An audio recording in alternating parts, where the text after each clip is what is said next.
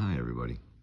So I have a request to do an arc length problem, and it's actually very important that we do this arc length problem because there's a technique of simplification that you need to know about, and it'll appear as we're going through. So we are trying to find the arc length of this function.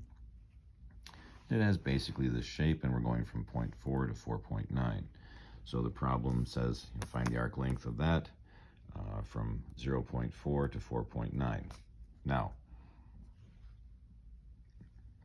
we need the derivative in order for this to work for the arc length. And the derivative is going to be 3x squared.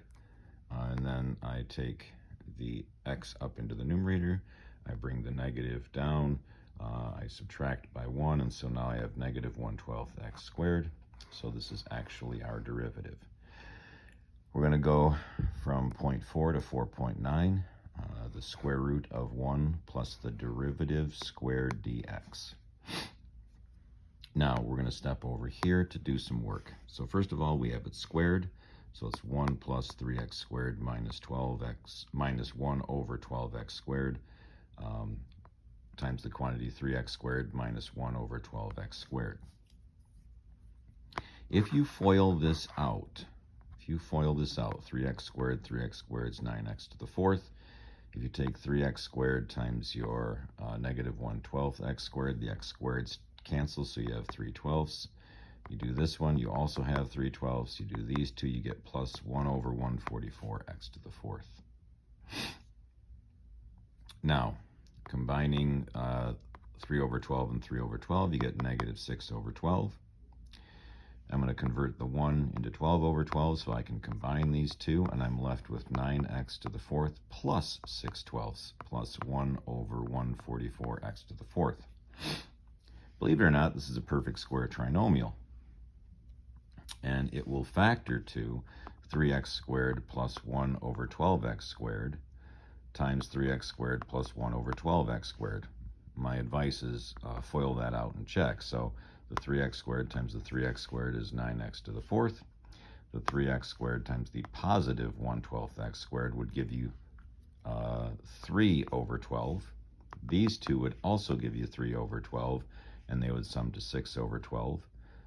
This one multiplied by this one will give you your 144 over x to the fourth. So this expression will replace that entire expression underneath the radical. And since this term times this term are the same, I have a squared there.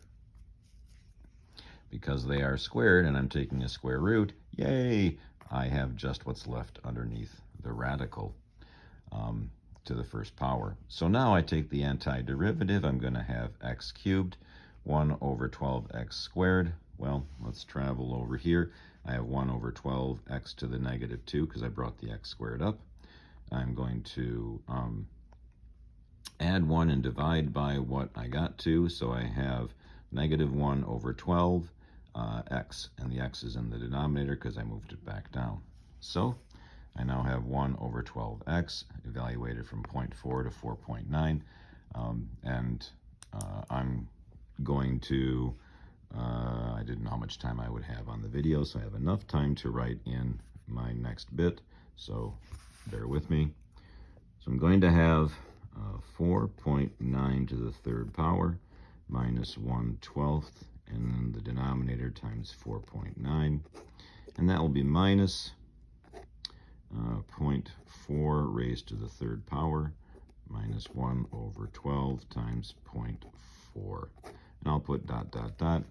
because I know you guys can finish that from there. All right, hopefully that helps.